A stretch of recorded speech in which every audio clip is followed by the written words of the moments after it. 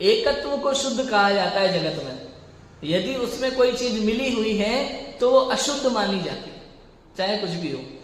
ऐसे ही आत्मा तो अनादि अनंत शुद्ध ही है, जैसा है वैसा ही है, बिल्कुल सोने और मिट्टी की तरह।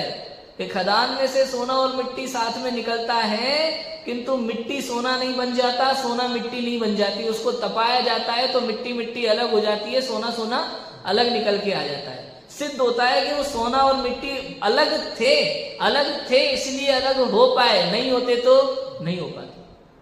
शक्कर में से मिठास अलग करके दिखाओ, आप नहीं कर सकते, लेकिन मिट्टी से सोना अलग कर सकते हो। क्यों? क्योंकि और मिट्टी सोना पहले से ही अलग है। ऐसे ही आत्मा और कर्म अनादि काल से भिन्न भिन्न ही है, भिन्न भिन्न ही है। कर्म, आत्मा और कर्म अनादि काल से भिन्न भिन्न ही है, इसलिए तप द्वारा कर्म से आत्मा भिन्न होती है। यदि भिन्न नहीं होते तो कभी भिन्न नहीं हो सकती।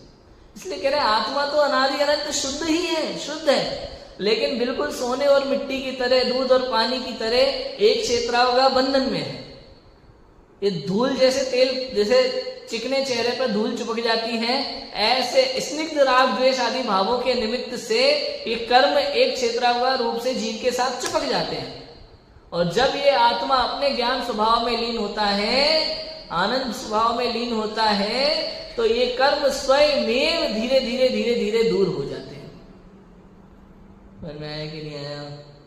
झड़ जाते हैं, नष्ट नहीं होते, अलग हो जाते हैं, भिन्न हो जाते हैं। एक लैंग्वेज में कहा जाता है कि कर्म नष्ट किया, 8 कर्मों का नाश किया सिद्ध भगवान। नाश कुछ नहीं, हमसे अलग हो गए, बस इतना है।